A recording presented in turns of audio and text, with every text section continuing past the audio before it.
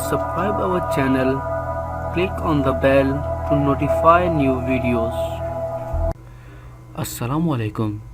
जैसा कि आप सब जानते हैं कि तुर्की और नेटो की मशकें एक साथ नारवा में कुछ अरसे से तैयारियां कर रही हैं, लेकिन कुछ दिनों से एक न्यू ख़बर आ रही है जो आपसे शेयर करना चाह रहा हूं।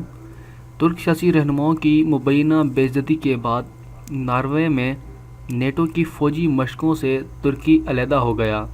इत्तलात के मुताबिक नेटो मुश्तरका वार सेंटर में ट्राइडेंट जूलियन नामी नेटो मशकों के आखिरी मरहले में तुर्की के रहनुमाओं को दुश्मन करार देने के वाक़यात के रद्द अमल में तुर्की ने मशकों में शरीक अपने 40 फ़ौजियों को वापस बुला लिया है।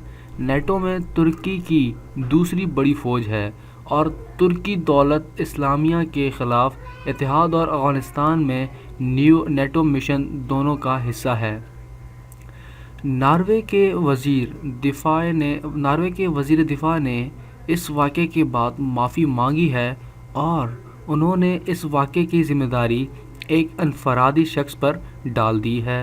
इधर नेटो के सेक्रेटरी जनरल स्टोलनबर्ग ने भी इस हवाले से माफ़ी मांगी है और तुर्की को नेटो के फ़ौजी इत्तेहाद का अहम हिस्सा करार दिया है, जबकि अभी तक इनके जवाब में तुर्की हुकूमत या तुर्की आर्मी या तुर्की अस्करी क़यादत में से कोई भी जवाब नहीं आया। लेकिन कुछ रिपोर्टें आई हैं जिनसे पता चला है कि तुर्की माफ़ करने के लिए तैयार है। लिहाजा हमारे इस चैनल को ज़रूर सब्सक्राइब करें, हमें सपोर्ट करें, लाइक करें और अपनी राय कमेंट में ज़रूर दें। शुक्रिया।